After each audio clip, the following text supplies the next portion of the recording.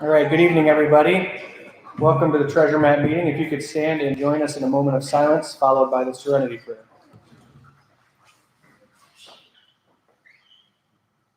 God, grant me the serenity to accept the things I cannot change, courage to change the things I can, and the wisdom to know others.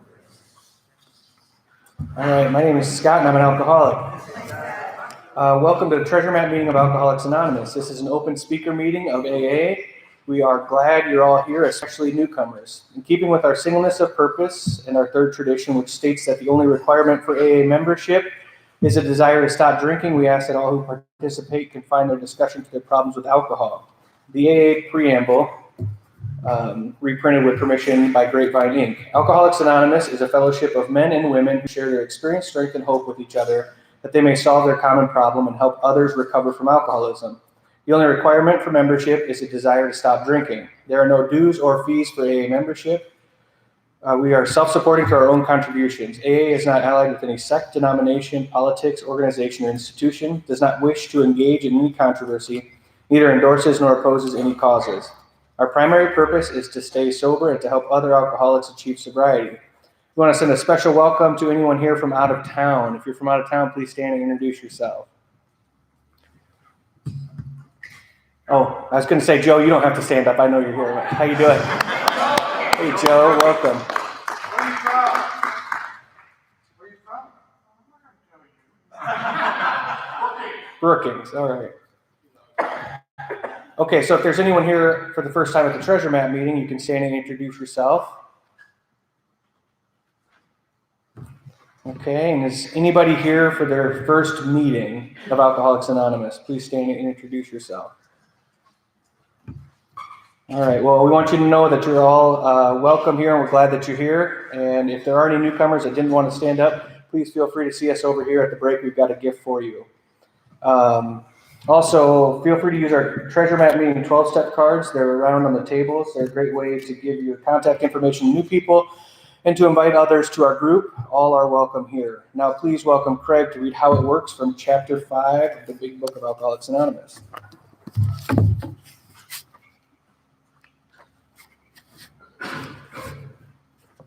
Nobody clap for you yet.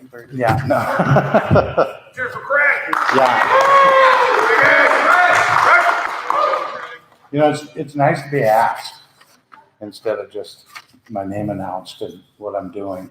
So that's a plus. Craig, alcoholic. How it works.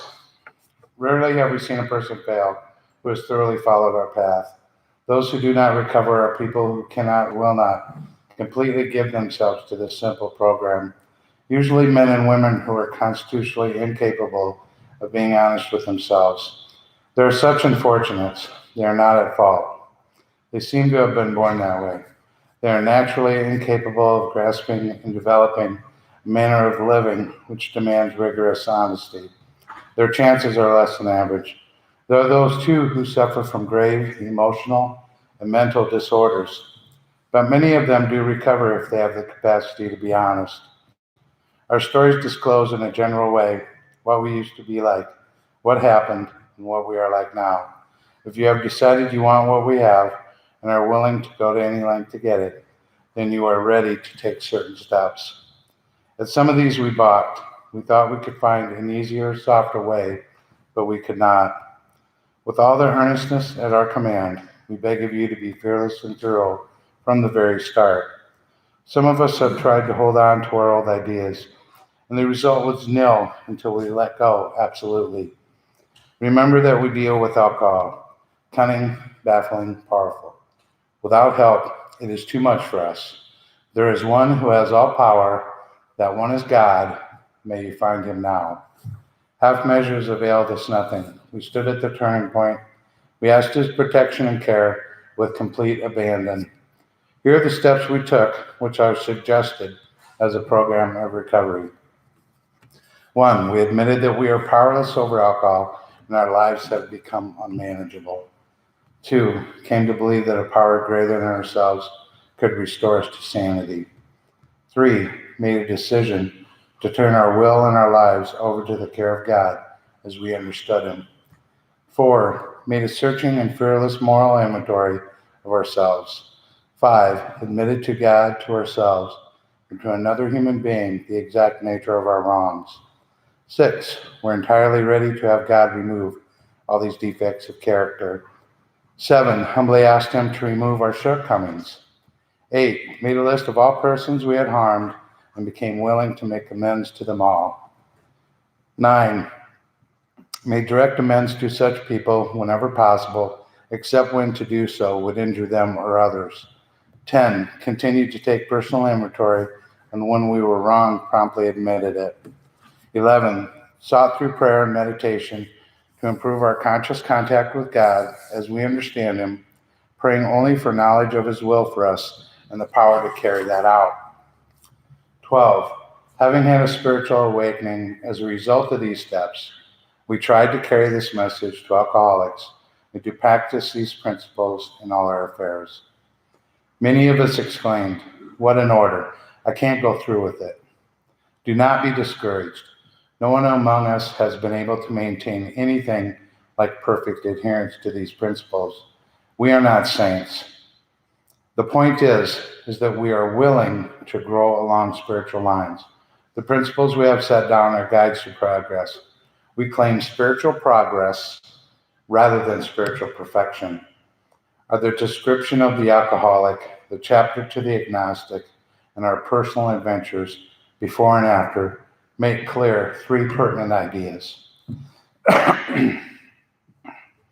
A, that we were alcoholic and could not manage our own lives. B, that probably no human power could have relieved our alcoholism. And C, that God could and would if he were sought. Thank you.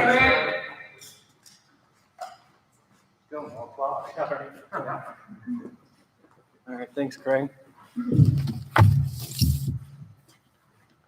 All right, the 7th tradition states that every AA group ought to be fully self-supporting, declining outside contributions.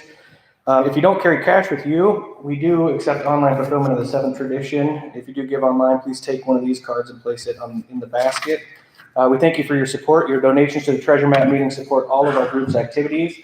In addition, they pay our rent, coffee, snacks, and literature. Plus, we happily support our local Sioux Falls area intergroup, South Dakota Regional District 5, statewide Area 63, and the General Service Office supporting Alcoholics Anonymous around the world. Now, please welcome Dennis to read the 12 traditions as we pass the basket.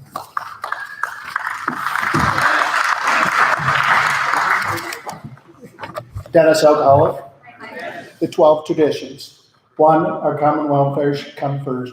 Personal recovery depends upon AA unity. 2, for our group purpose, there is but one ultimate authority, a loving God as he may express himself in our group conscience. Our leaders are but trusted servants, they do not govern. 3, the only requirement for AA membership is a desire to stop drinking. 4, each group should be autonomous except in matters affecting other groups or AA as a whole. 5, each group has but one primary purpose, to carry its message to the alcoholic who still suffers. 6, an AA group ought never endorse, finance, lend the AA name to any related facility or outside enterprise, lest problems of money, property, and prestige divert us from our primary purpose. 7, every AA group ought to be fully self-supporting, declining outside contributions. 8, Alcoholics Anonymous should remain forever non-professional, but our service centers may employ special workers. 9, AA, as such, ought never be organized, but we may create service boards or committees to be directly responsible for those they serve. 10, Alcoholics Anonymous has no opinion on outside issues, hence the AA name ought never be drawn into public controversy.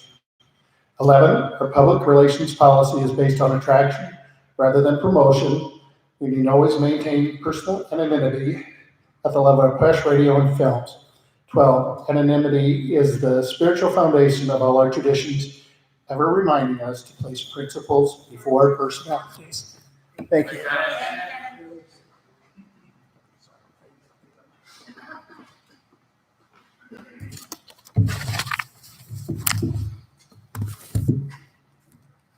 All right, thanks, Dennis. Now, please help me welcome our first speaker, Pat W.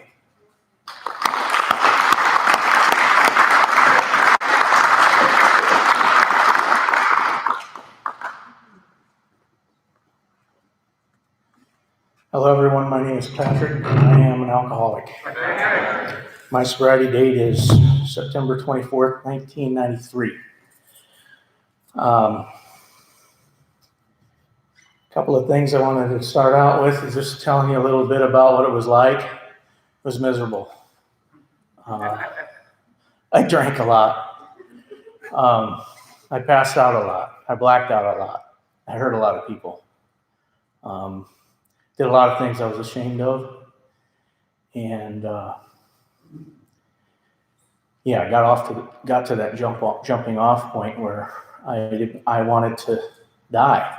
I was too afraid to try to kill myself because I was afraid I'd screw that up too. So one day, out of desperation, it occurred to me that my first wife had worked with a guy who was in Alcoholics Anonymous. And since she had left the house, chose to move out because of the misery I put her through, I was there all alone and suffering in my own pity pot. And so I reached out and called AA. And I got the hotline, the guy on the phone told me where the meeting was at 8 o'clock at Westside and hung up. And that just ticked me off. So I went hunting for him, and I'm still looking for him. But I found my way to Westside, and I drove around the block several times. Maybe you can relate. Several times. And finally, I decided to park down the street, not in the parking lot. I was afraid somebody might see my truck in there, you know. And all the things to be embarrassed of,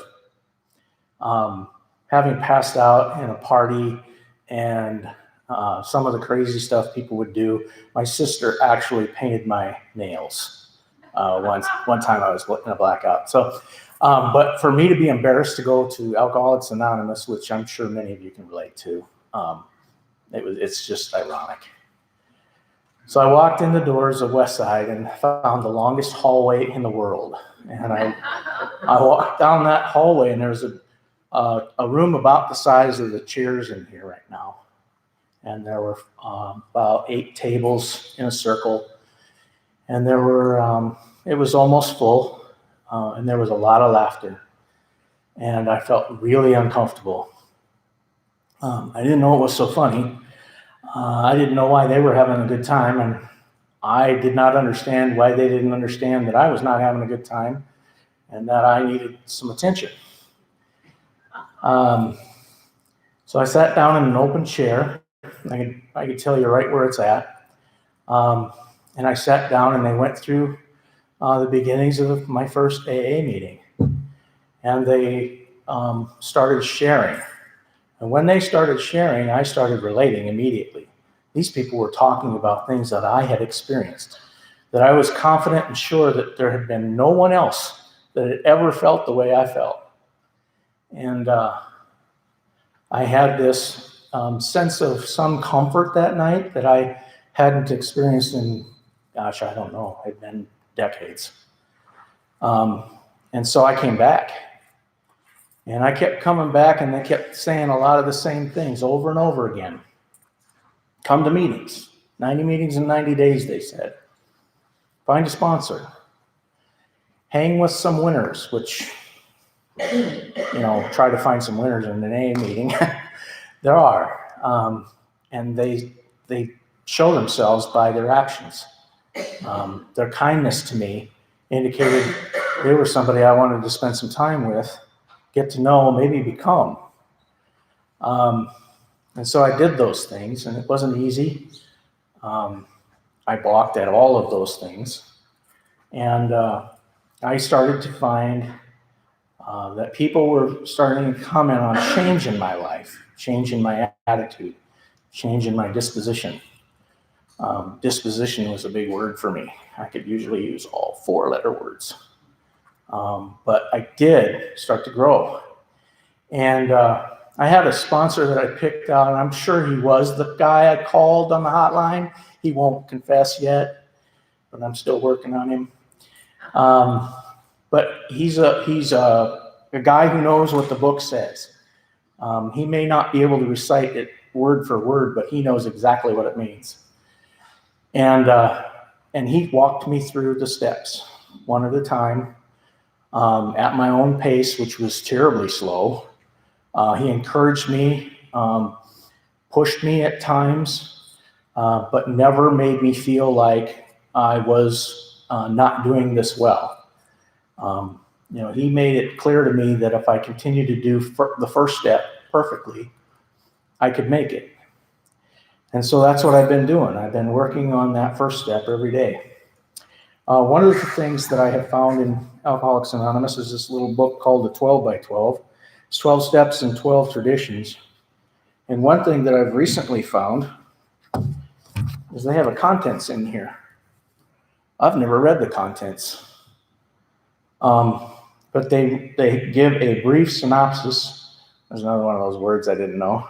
There's a lot of words in the big book that I couldn't pronounce. But anonymous, I can say without hesitation today. And so I'd like to share a little bit of that with you. Step 1. We admitted we were powerless over alcohol, that our lives had become unmanageable. I had come to that place where I could admit that I was powerless over alcohol, that I could not drink alcohol anymore. It would cause me to do terrible, terrible things that I could not ever do again. And so that was easy. The part I had difficulty with was that my life had become unmanageable.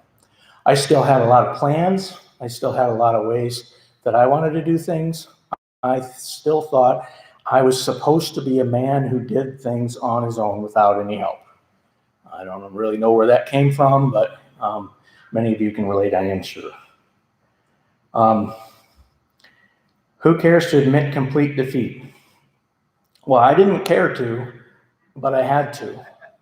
I had to absolutely admit that I couldn't do this anymore.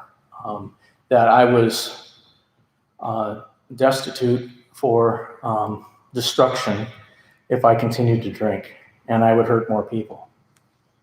It goes on to say, admission of powerlessness is the first step in liberation. And that's what I felt when I walked into Westside, was some liberation, that feeling of such heavy sorrow and pity lifting from me. A relation of humility to sobriety, it says, and this has taken me a long time to really start to grasp. Humility is a thing that I admire in men today, where I used to admire pride. I used to admire accomplishment. Today, the men that I seek to emulate, there I go again. My wife said, don't use any words you can't spell, so I'm sorry. I don't do everything she says. But the humility that I need in my life is in direct relation to the growth that I will experience in Alcoholics Anonymous.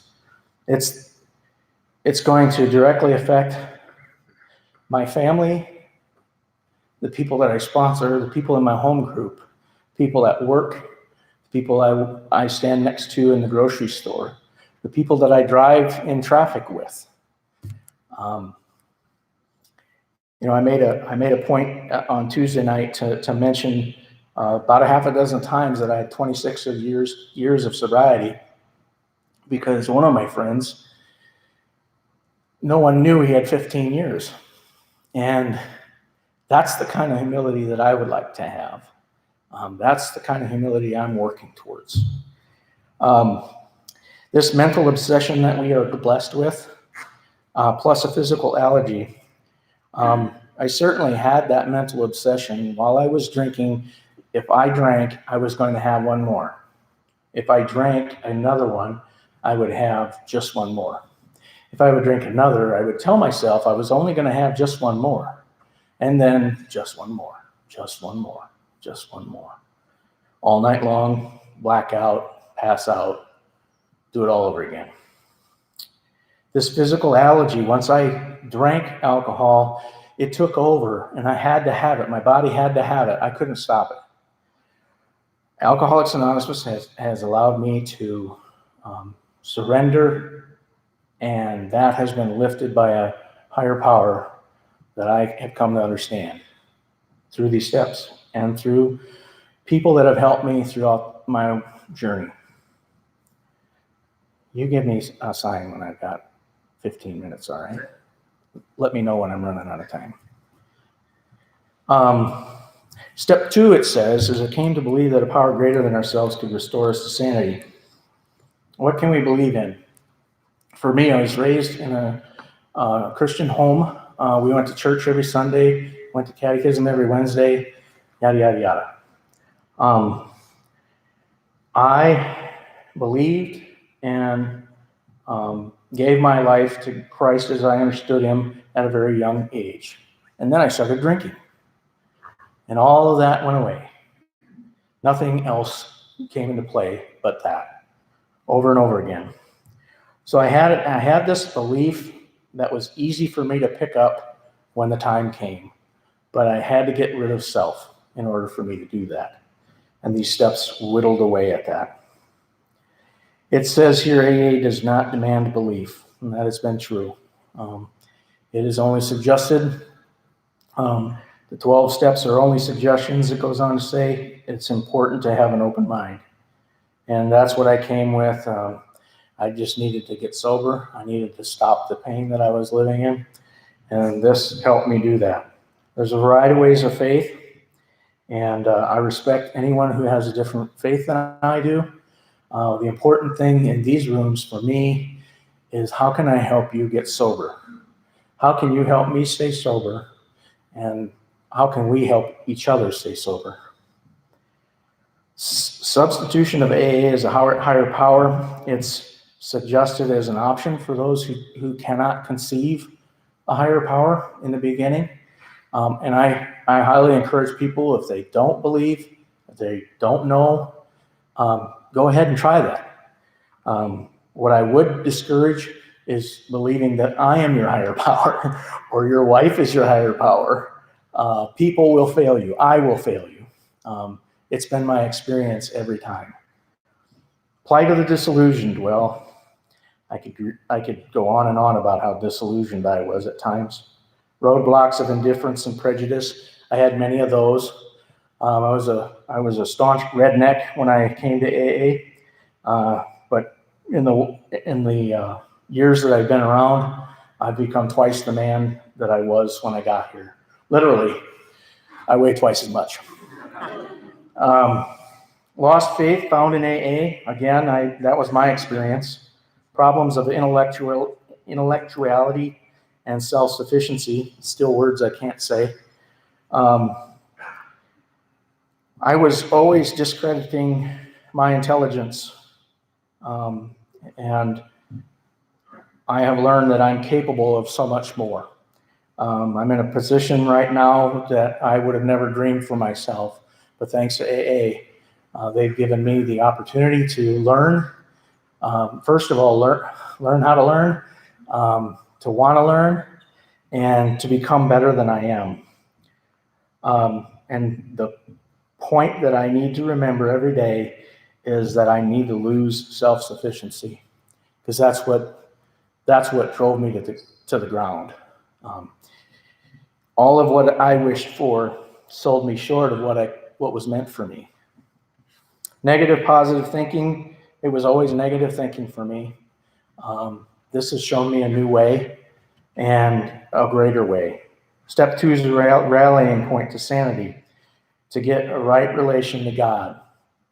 For me to put him first instead of my own wishes, my own desires, my own way of doing things has been a blessing. And I just encourage everyone that I get a chance to sit down and talk with to try to turn your life over to the care of a God you understand, and you will find things will turn out so much better than you imagination could ever dream.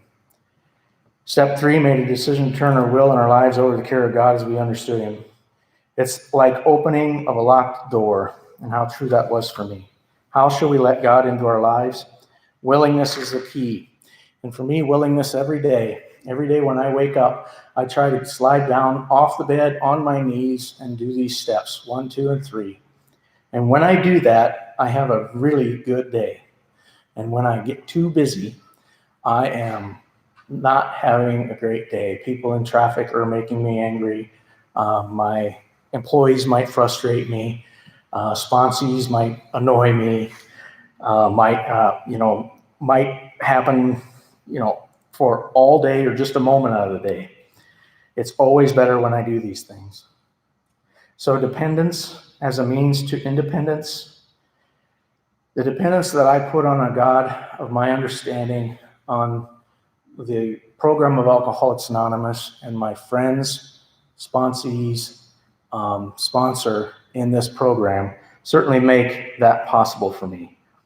An independence of people, places, and things in a way that I don't have to react to what they do. I can stay centered in what God wants me to do at this moment and accomplish the next right thing. I hope that in all of this, there are some things that you thought you had not a chance in having happen to you. But I can tell you that there's people in every row of this assembly that have touched my life or have been touched by my life because of the first call that I made to Alcoholics Anonymous. And for that, I am eternally grateful. Thank you.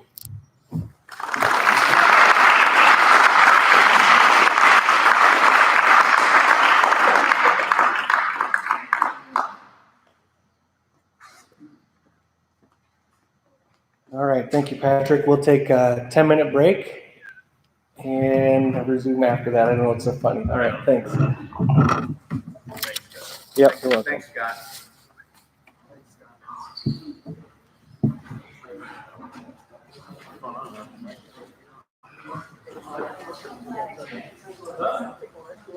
Is that right? That's you.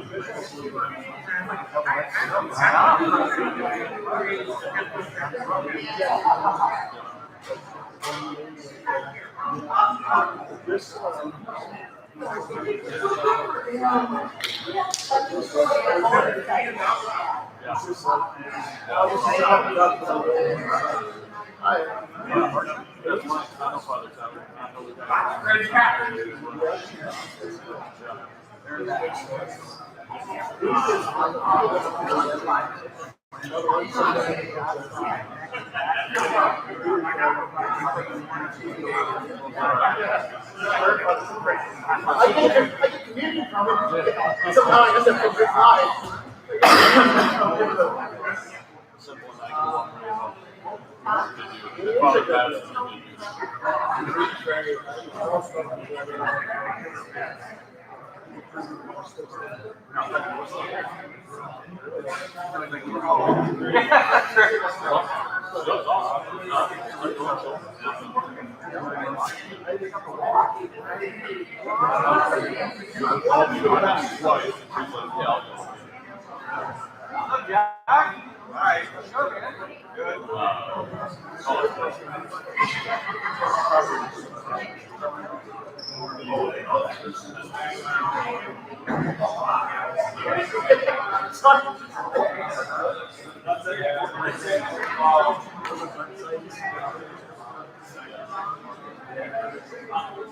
Pretty strange that way.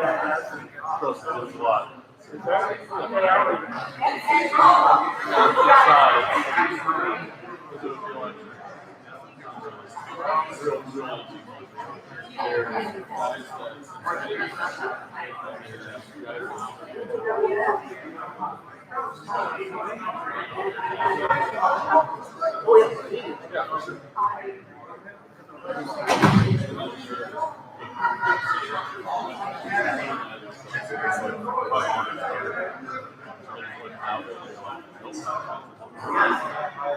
It almost how that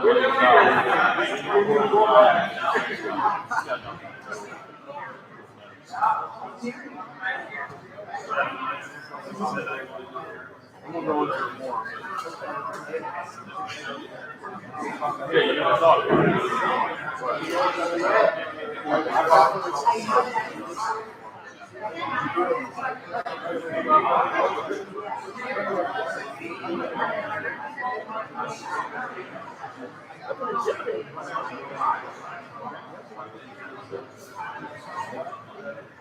Well, here is not like the place here. Right.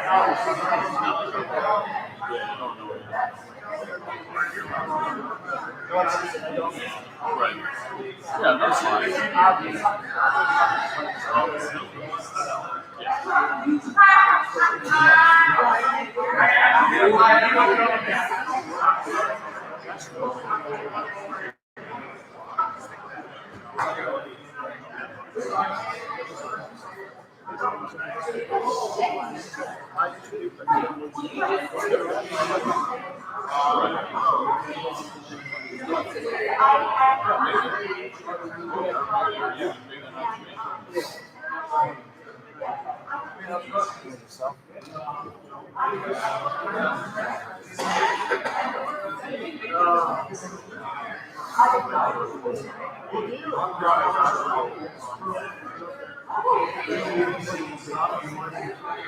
Well, so start off with off where we go.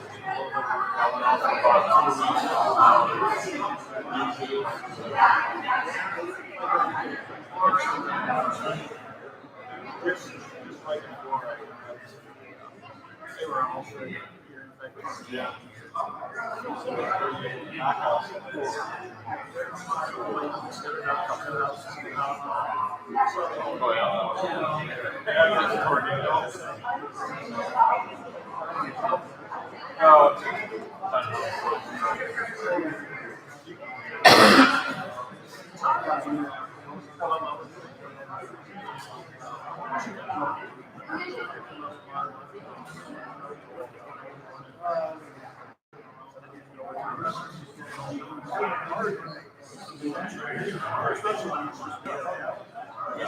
I hope so, right?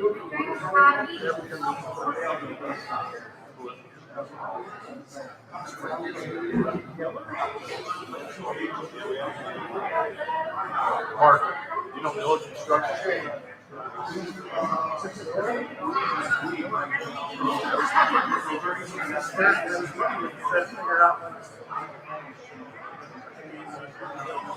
It's not your fault, I can tell that much.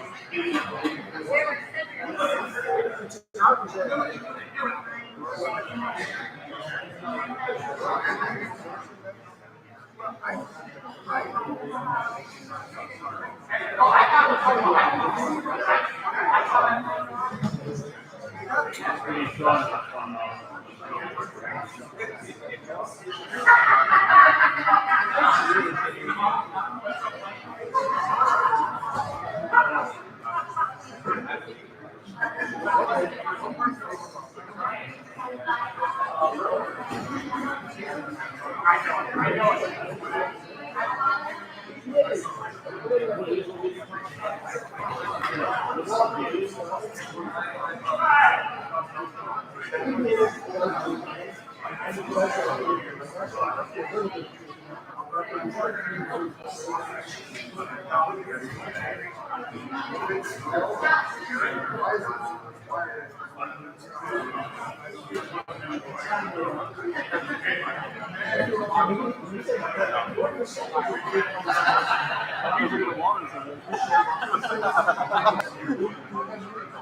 my god! Oh my god!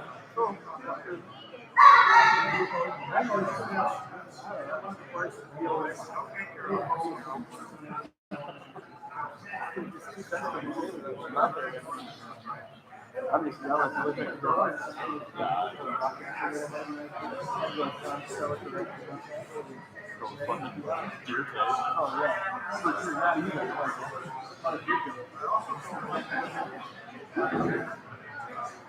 Yeah, after 3 weeks, I drove the deer tank.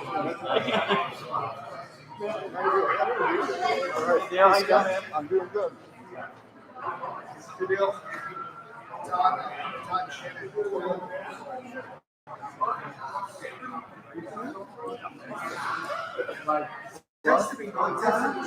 Well, he takes Martin to your D. No poopy water. That's toilet, so I just automatically say poop water.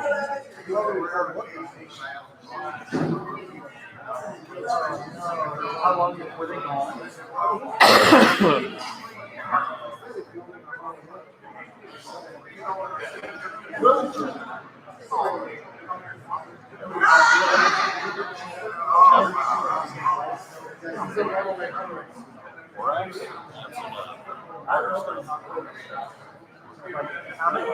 Yeah, I think so. Yeah.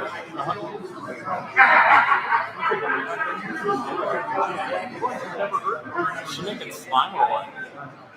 Sure, I don't know. Contact solution or actually make fucking slime.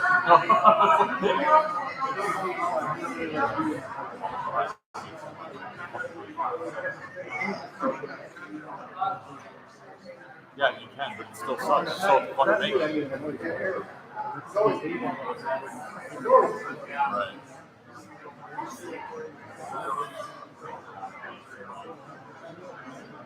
Right.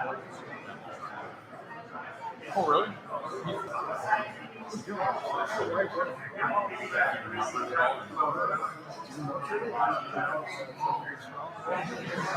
Hey, red light.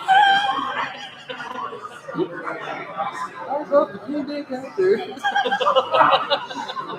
Yeah, exactly.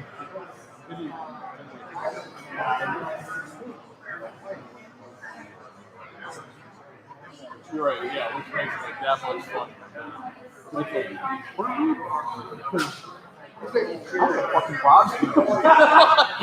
And I wasn't hard at all, but if you would have came up to me,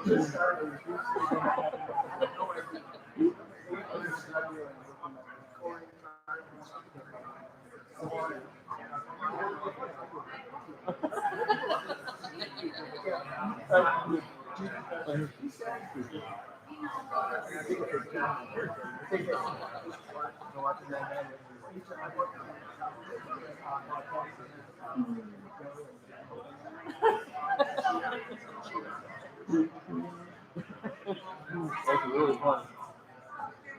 Yeah, I didn't care for the last one.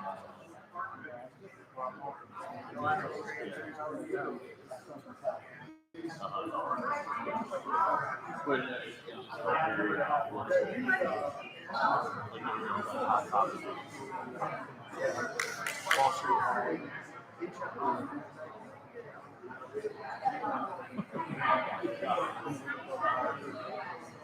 Right, yeah, exactly. Yeah. Cool. This is hilarious.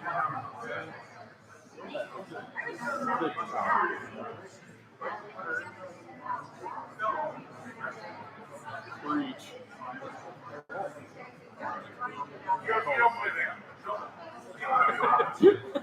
He's like, I get it, man. If you don't come, like, it's fine.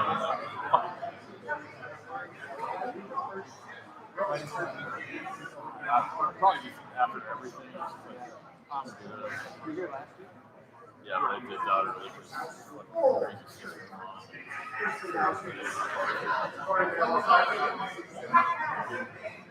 crazy.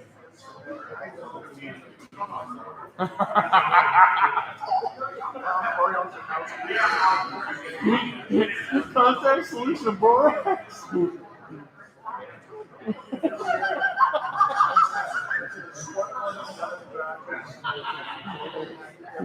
Oh. Yeah. Mommy said when it's off, and it's off. So I did say that, didn't I? Son of a bitch. I'm so sorry I said that. I was lying. I don't know why, like, I can't be like on my parents' where it's like, yeah, I said that. We're not going to do it. Yeah. God dang, you're brutal. Yeah. Borax inside. That's like poison, dude. No, it's, I get what you're saying, but no. All right, so I better start this thing back up. Matt W. Matt. Dubsties.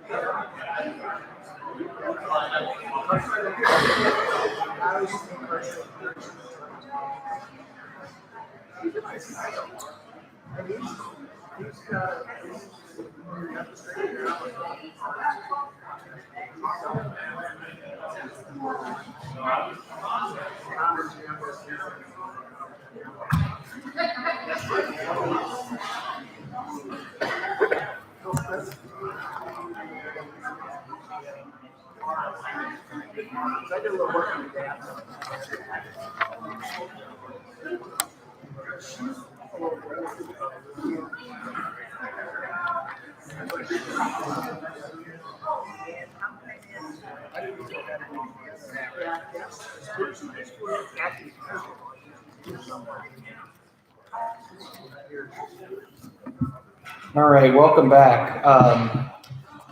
So I will say that Treasure Map Group, if you would like to become a home group member, you can talk to us after the meeting. We'll be over here at this table. We talk a lot about home group membership at the Treasure Map Group because we believe it's vital to our recovery. What does it mean to be a home group member? Here's a brief excerpt from the AA General Service Conference approved pamphlet on the AA group. The AA Home Group. Traditionally, most AA members through the years have found it important to belong to one group they call their home group. This is the group where they accept service responsibilities and try to sustain friendships. And although all AA members are usually welcome at all groups and feel at home at any of these meetings, the concept of the home group has still remained the strongest bond between the AA member and the fellowship. With membership comes the right to vote on issues that might affect the group and might also affect AA as a whole, a process that forms the very cornerstone of AA's service structure. As with all group conscience matters, each AA member has one vote, and this ideally is voiced through the home group. Over the years, the very essence of AA strength has remained with our home group, which for many members becomes our extended family. Once isolated by our drinking, we find in the home group a solid, continuing support system, friends, and very often a sponsor. We also learn firsthand through the group's workings how to place principles before personalities in the interest of carrying the AA message. Talking about her own home group, a member says, part of my commitment is to show up at my home group meetings, greet newcomers at the door, and be available to them. Not only for them, but for me. My fellow group members are the people who know me, listen to me, and steer me straight when I am off in left field. They give me the experience, strength, and AA love, enabling me to pass it on to the alcoholic who still suffers. Again, if you're interested in making the Treasure Map meeting your home group, please see us at the table after the meeting. And now, please help me welcome Matt W. to share his story.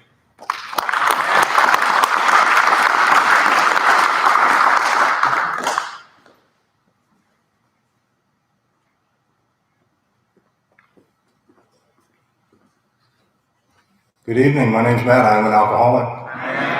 Thank you, Scott, for the introduction, and thank you, Mike, for asking wherever you are.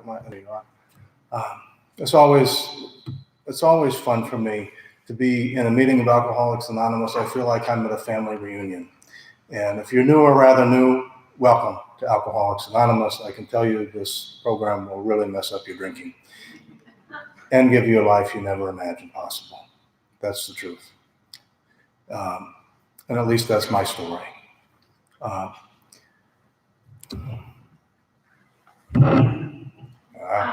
There we go. So Mike had asked me to talk a little bit about my story and what I went through and talk about some issues related to sponsorship. And what I want to thank Pat also for speaking earlier. I got a lot out of his message, and especially talking about humility and surrender and God and sponsorship and love and the fellowship. For me, when I was new, I didn't come to this program necessarily by choice at first. I ended up, I thought I was the victim. I love to play the victim role. My family, as for what it was like, the same as Pat described, ditto on that part. But my family all knew, and my family loved me enough to do an intervention. At first I would say they did an intervention on me, but what they did is they intervened on my alcoholism, and they helped me on a journey toward recovery and God. And I'll be forever grateful to them for doing that for me, because God was working through them to do something for me that I was unable to do for myself. And for me, when they did the intervention, I like telling this story because they were all in a circle and they had this psychiatric person or this therapist person, and they were reading these letters about all the terrible, horrible things I had done to them and all the ways I had harmed them. And I didn't like hearing this. This was offensive to me. I was a fragile flower. I didn't like hearing these things. I didn't think I was hurting anybody but myself. Just leave me alone. Thank you very much. But they kept going. And then one would read a letter and then they'd say, we want you to go to treatment today. And I would say something, usually with a curse word, no. And they would keep reading and they'd keep going around. Eventually, I realized this was not going to go the way I might hope it would. And I agreed, okay, fine, I will go just stop reading the letters because they got me. They got me. And so that was, when we talk about surrender, I think that was part of the first gift of surrender that I got. But then I unsurrendered really quickly, like many of us do in Alcoholics Anonymous, because as we were walking out to the car to go to the treatment program, I had a thought. Now, I'm one of these guys, like many of us, that when I have a thought, something like I think what I believe is true, I think what my head tells me is true, and all of a sudden my body reacts. And I had this thought, and the thought was this: there's a person that lives not too far from here. He sells non-conference approved dry goods. Some of us know what that is. And he owes me a favor. It was usually me owing him a favor, but he owed me. And I remembered I had the thought. And before I knew it, my arms were moving like this. And my legs were moving. I did not make a conscious decision. In the book, it talks about we've lost the power in choice and drink. I lost the power of choice, apparently, in everything, because I was moving and I hadn't made a decision to run away from this intervention. But one of the guys that was part of the intervention team was a family friend, and I knew him as like a jogger. Like I thought, he jogs. Okay. What I didn't know is he was a competitive sprinter. And it had just rained the night before. And this was in a residential neighborhood, and I was running down the street. And here comes this gentleman. I won't say his name because some of you may know who he is, and I want to keep his identity to him. But he tackled me in somebody's front lawn. And I don't remember what I was saying to him. I was pretty incoherent, still coming off of a spree from days and weeks before. I remember cursing him out as he laid on top of me in the muddy grass in somebody's front lawn, and people are coming out of their houses. This is a spectacle. I'm making a spectacle. And my family is way back there. I thought I was in shape. I was not in shape. At least not compared to this guy who was a sprinter.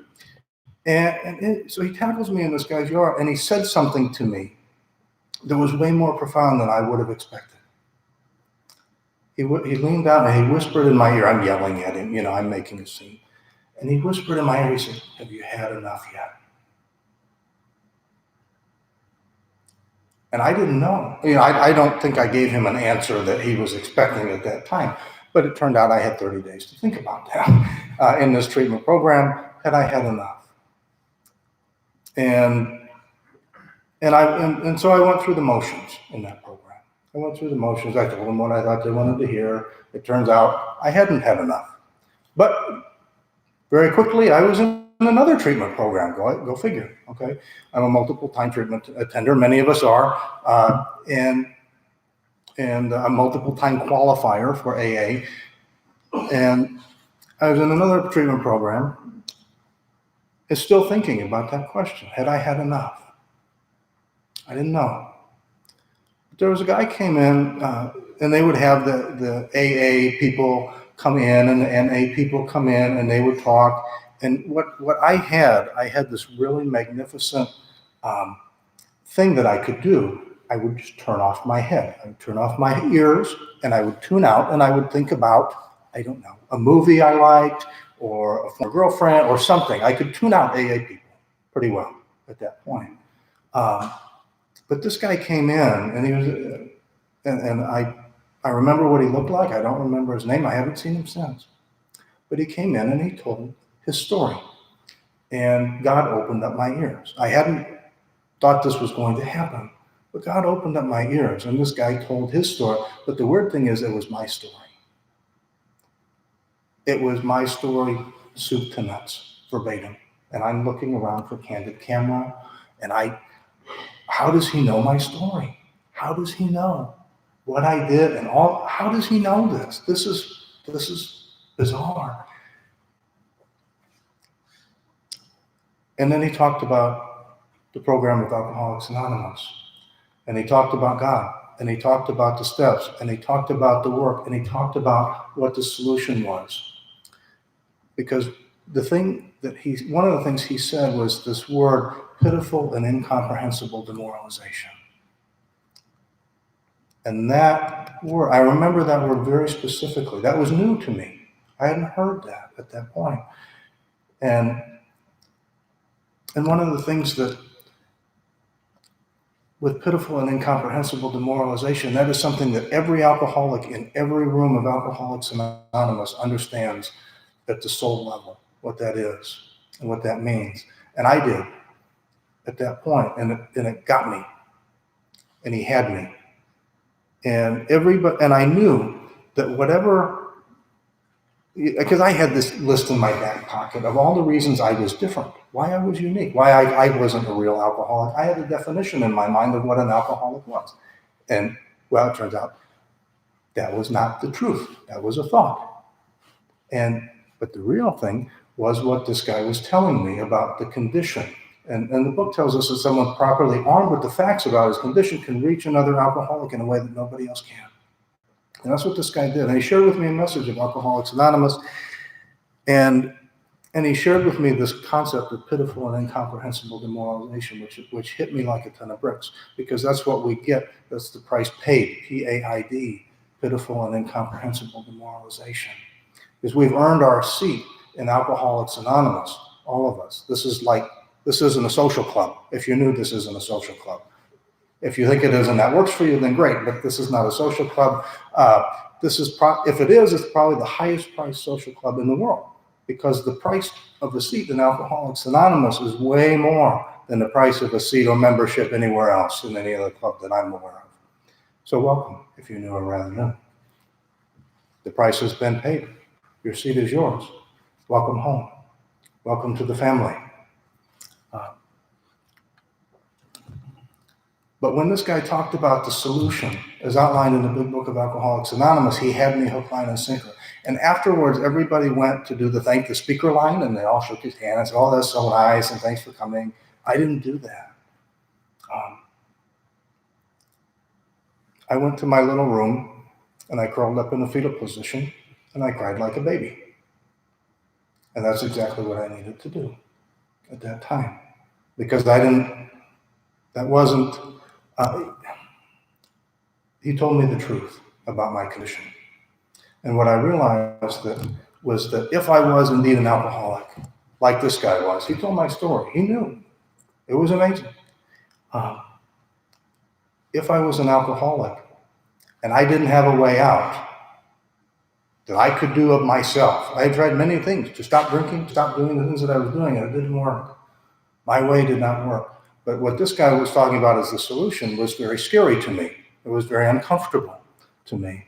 But I had to accept. I realized in that moment I could either accept this uncomfortable new reality called sobriety and called Alcoholics Anonymous, or I could continue on in this place of pitiful and incomprehensible demoralization. What was my choice to be? And I talk about that date was July 11th of 1995. I talked about that as the date that God removed me from alcohol, and God gave me a new life. And God began that process of introducing me to this. And so anyway, I go to AA and I meet people. And for the first while, somebody told me this thing. They said, fake it till you make it. That's wrong advice. That's not AA. Okay, there's nothing in AA that says that. Okay, some well-meaning people might say that. That's not an AA thing. And I thought, oh, is that what we're doing? We're faking it. Oh, I'm a good actor. I can do that. And then, then I would hear and then somebody says, well, no, that's not what we do. We do this stuff. And then I hear people who are like memorizing things out of the big book. And they'll try to sound really smart. And we see these people that kind of like AA information booth people. Like you go, if you're a tourist and you go somewhere and hi, I'm the friendly AA information booth person. I give you lots of information. And then we have other groups, I call them kind of the little AA lawyers, who are very legal-minded and, it's very structured, very rigid. I can't be that rigid because if I am and I can't bend, then I break. And so, but that's me. And if that works for you, that's great. To be rigid, that's fine. But we get some AA lawyers, and we get some of this, but rarely will you see the word God, the G-O-D word, come out of the mouth of the informationalists. And we have a lot of great information. We have a lot of great literature. And if you want to know how to hide something from an alcoholic, do you know how you do that? You put it in the literature, in the conference-approved literature. It's a joke. It's not even a good one. But I found that to be true. Sorry? I think there's a heckler section developing. I'll try to dodge tomatoes or coffee cups. But what I find as I go along in this journey is that the more I learn about the spiritual awakening, as outlined in the Big Book of Alcoholics Anonymous, the more I learn about the steps, the more I learn about this process, the more I can grow spiritually. And I don't shy away from that. I talk about God a lot, and with God, I mean my conception of God. This program encourages us to find our own conception of God. If the G-O-D word riles you or offends you in some way, just replace it with whatever your conception is of the power. Okay, there's a power, whatever that is to you. To me, I choose to call that God. I'll respect your opinions and what you believe about the power, and I hope that you could respect mine too. I won't go into when I say God, I don't mean it necessarily in a religious connotation. I mean it in my understanding of God. And that's a growing and changing process. And a growing and changing, the more I uncover, discover, discard, and do this thing, the more I learn about this power. And there are a lot of us that say, well, I go to AA to recharge my batteries. And okay, well, that's great, but to what purpose? So I can run on self again? No, I want to plug into the power and stay plugged in to the power because that works better for me. If recharging your batteries works for you, that's fine, great. But for me, my goal is to always be plugged in. That conscious connectedness and that conscious contact makes so much difference for me in my journey. The way that I got my first sponsor is I was down at one of our local AA clubhouses, and it was after a meeting, and I was new, and I think I had that look kind of like a dog on the highway, And there was this group of guys that were old-timey guys, and I knew they had a solution. I knew they had a message of depth and weight, and I was drawn to them, and I didn't know why. And one of these guys, he asked me a trick question. How's it going? And so I proceed to, whatever. I did. And this guy, said, oh, and they're kind of smiling. And one of them asked another trick question. Well, who's your sponsor? And I said, well, I don't have one right now. I think I'll just kind of sponsor myself for a while, see how that works out. And they start laughing. And I didn't think it was very funny. And this one guy, I really thought he was a jerk. He just, had this kind of big smile. He just kind of knew what he was doing in life. And he said, well, I hate to tell you this, kid. He called me kid. I hate to tell you this, but your sponsor's an idiot. Well. And I didn't tell him off. Usually I have a reflex. Okay, it's a reflex. I'll tell people off. But what I was going to do in my head said to do, but you know what? This is not the AA love that I was hoping for. This guy's being mean to me. You know what I'm going to do? I'm going to go drink at him. That'll show him. I'm going to go get drunk. And that'll teach this jerk. Watch it not, Because this is what we do as alcoholics. We find an excuse. And I got to near the doorway of this particular clubhouse. There used to be a coat rack there. Now there's not a coat rack there. And I got to where the coat rack was, and something spun me around. I spun right around in my tracks. And now I know what that was. But at the time, it was weird. Something happened.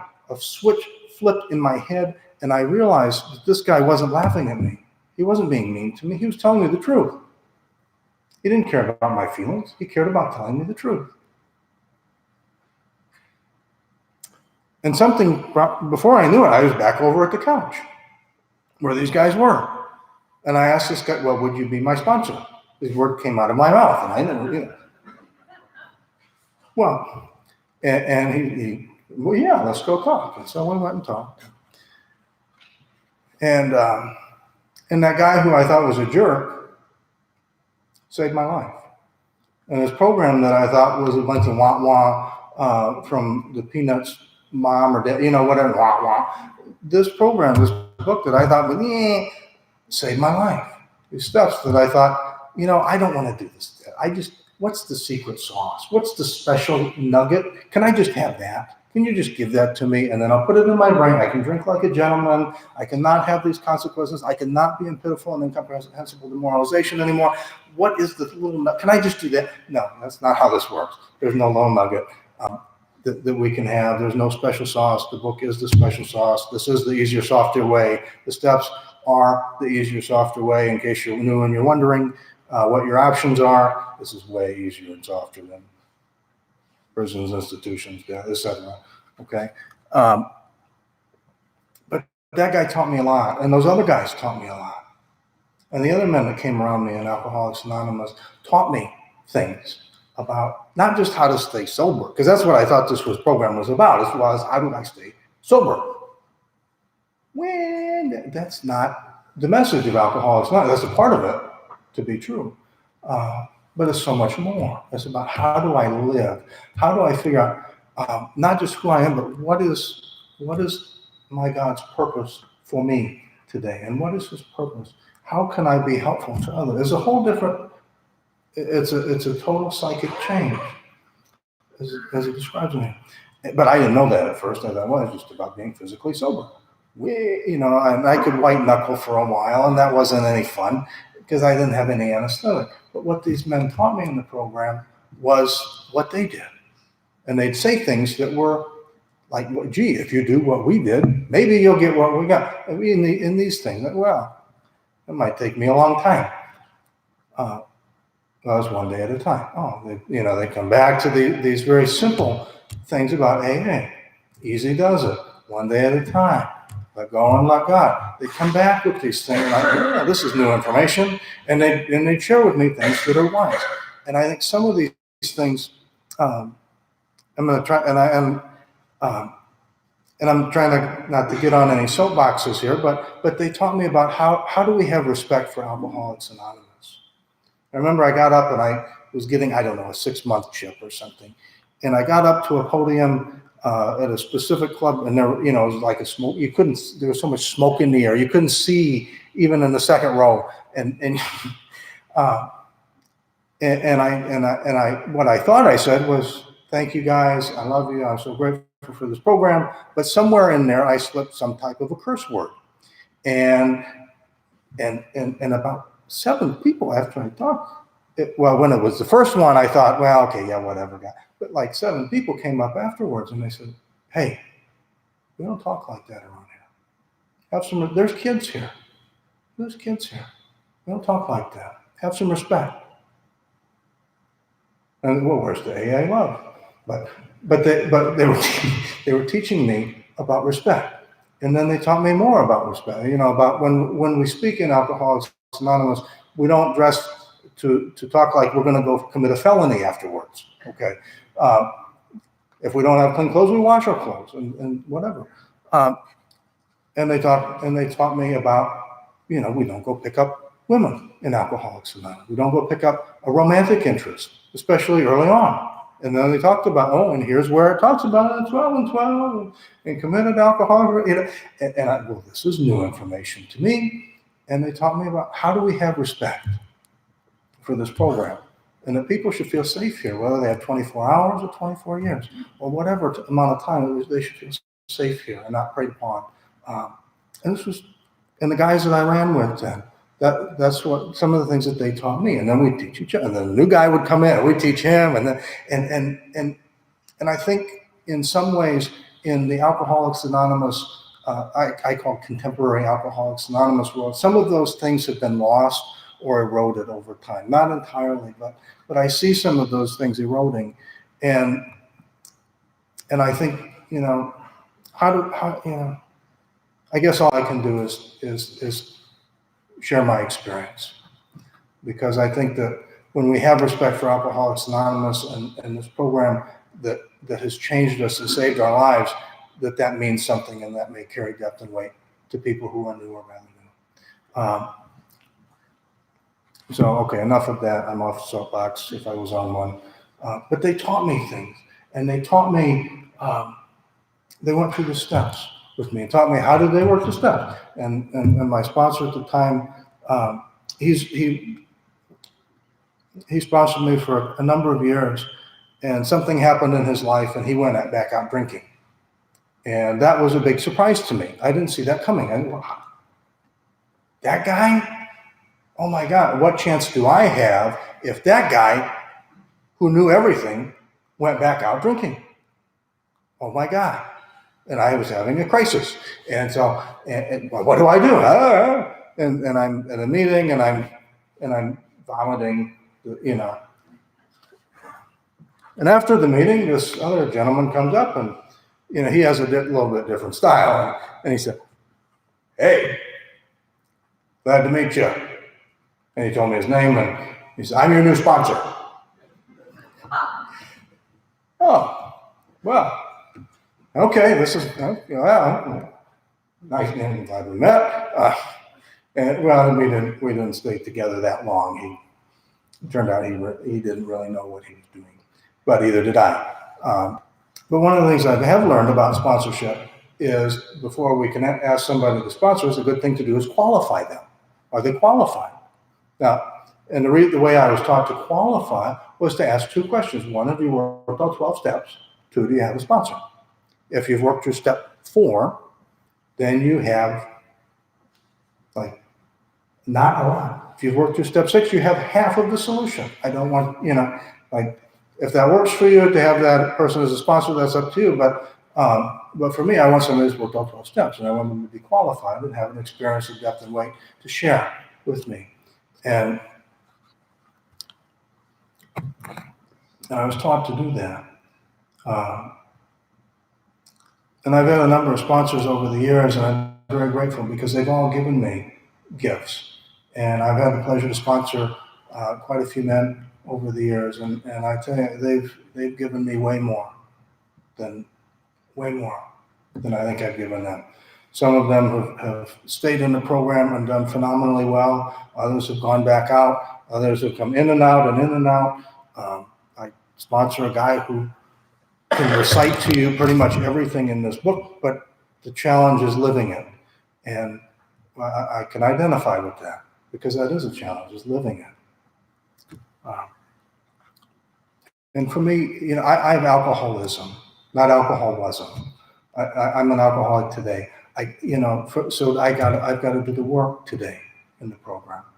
I don't get, I'm one of those that I never got drunk on yesterday's booze.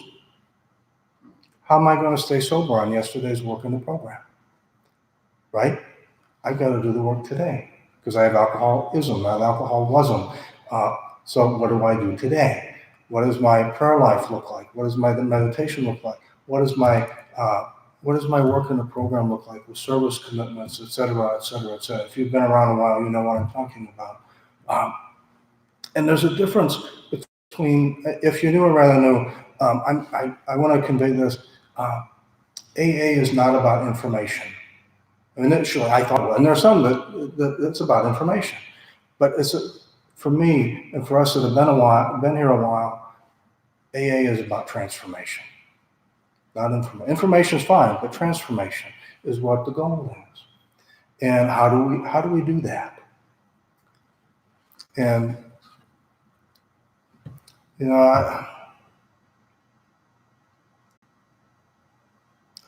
for me, what I can tell you is that I'm a different person today than I was when I ran down the street and this guy tackled me in somebody's lawn and I'm screaming obscenities at him. Okay. I'm a different person. And 180 degree different, whatever that difference is. I kind of look the same. It's been a few years, but I'm a different guy.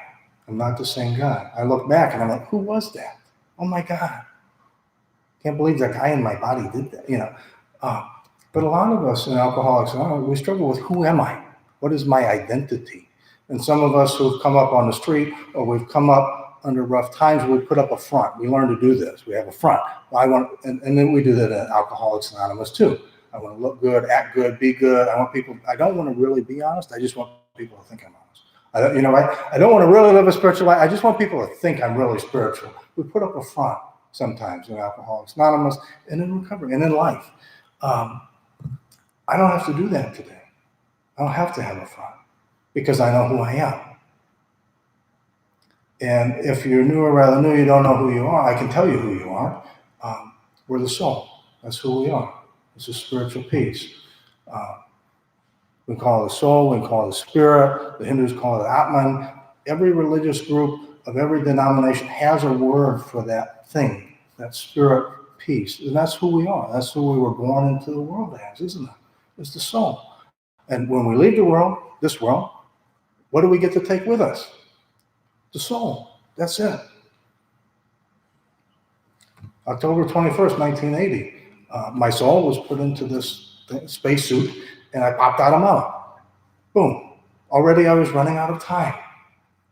But in this world, that's what we see, is we see the spacesuit, we see the job, we see, well, this is who this person is. We identify ourselves that way, don't we?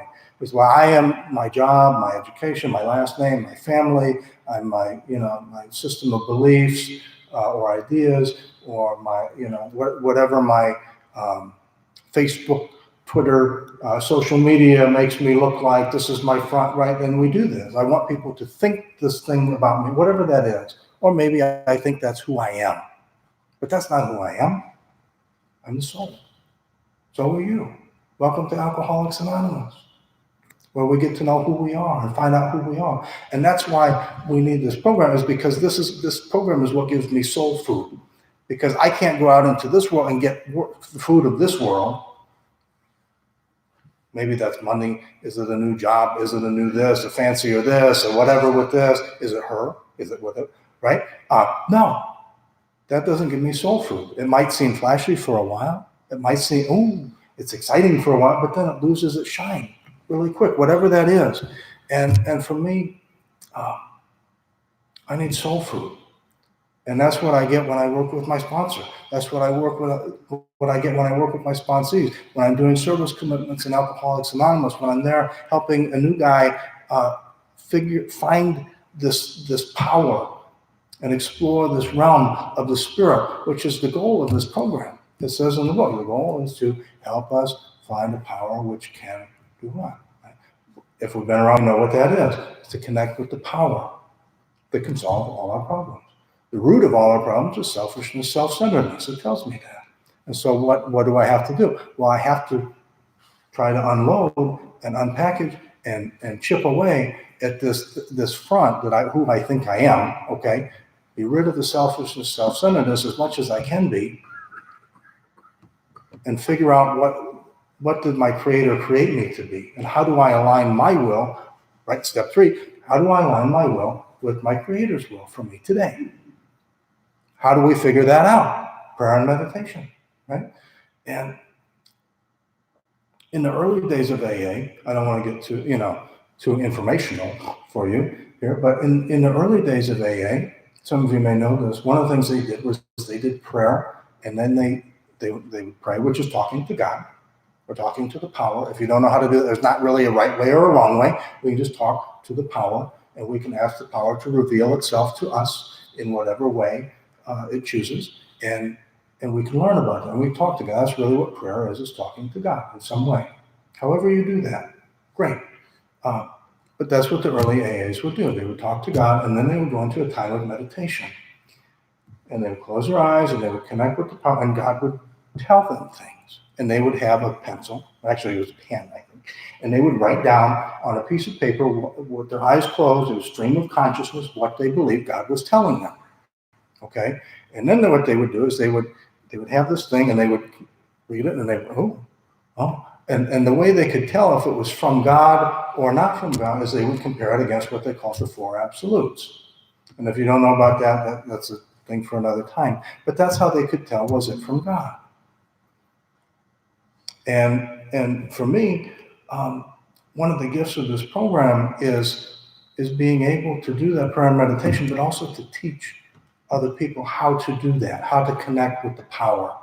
Because that's really what we need to do here is find that connection and hold that connection and grow that connection and build that connection and that relationship with the power, isn't it? Because if Mike is my friend, right? And I said, well, yeah, Mike is my friend, but I only call him like once a year or when I really need something.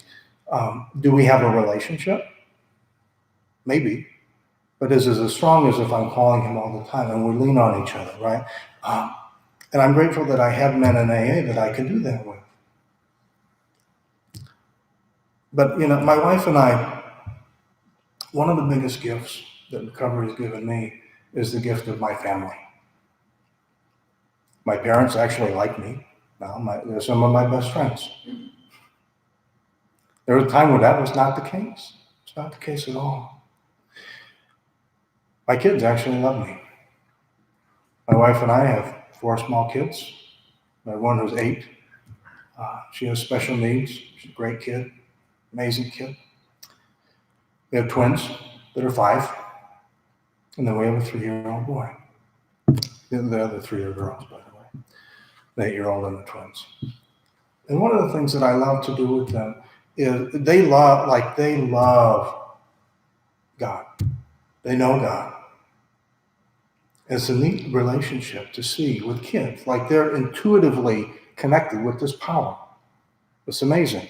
I think it's the Ojibwe who have a saying that, and this is not, I'm sorry, this is a little coloring outside of AA, but the Ojibwe have this saying that with babies that they have that soft spot on their head. The Ojibwe say, well, while they have that soft spot, they're connected with the Creator. As soon as that spot hardens over, they're into the ego, they're into the self, right?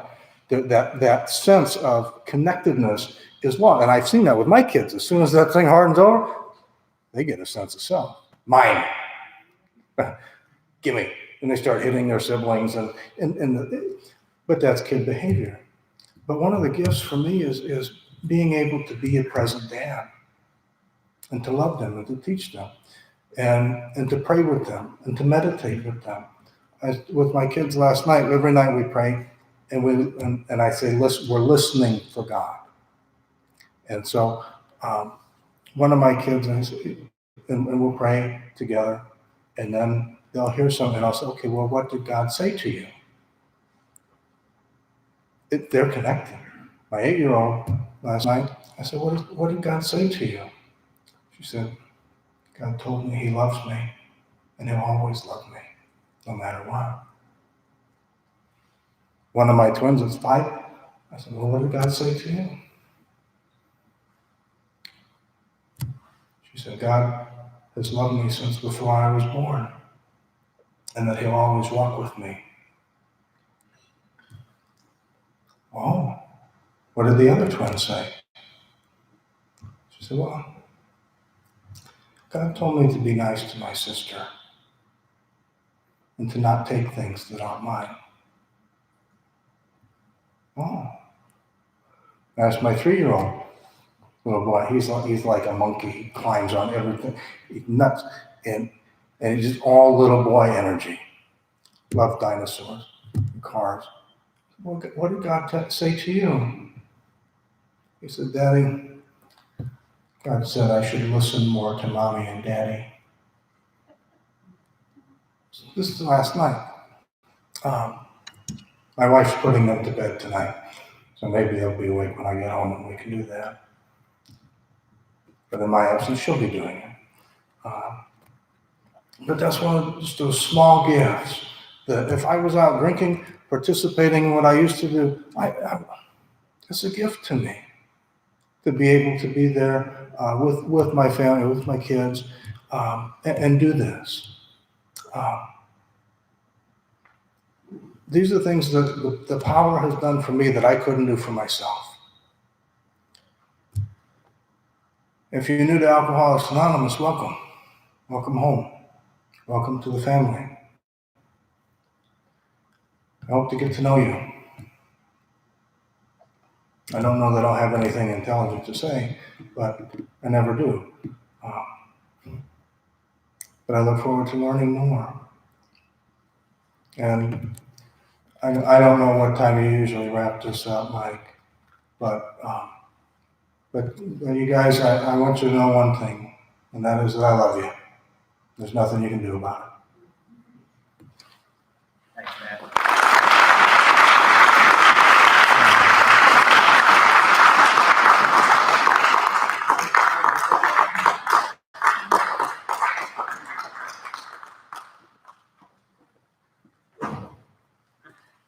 All right, thanks, Matt. That's great. Let's have Matt and Patrick come stand over here so we can thank them for speaking tonight. And thanks everybody for coming. We have February 13th. I forgot to make the announcement. We've got a couple speakers coming in, husband and wife from Oklahoma. And February 13th, it's a Thursday night, but we'd love to have you there. And we'll close with the Lord's Prayer. Thanks. Our Father, who art in heaven, hallowed be thy name. Thy kingdom come, thy will be done, on earth as it is in heaven. Give us this day our daily bread, and forgive us our trespasses, as we forgive those who trespass against us. And lead us not into temptation, but deliver us from evil. For thine is the kingdom, and the power, and the glory, forever and ever. Amen. Keep coming back and work.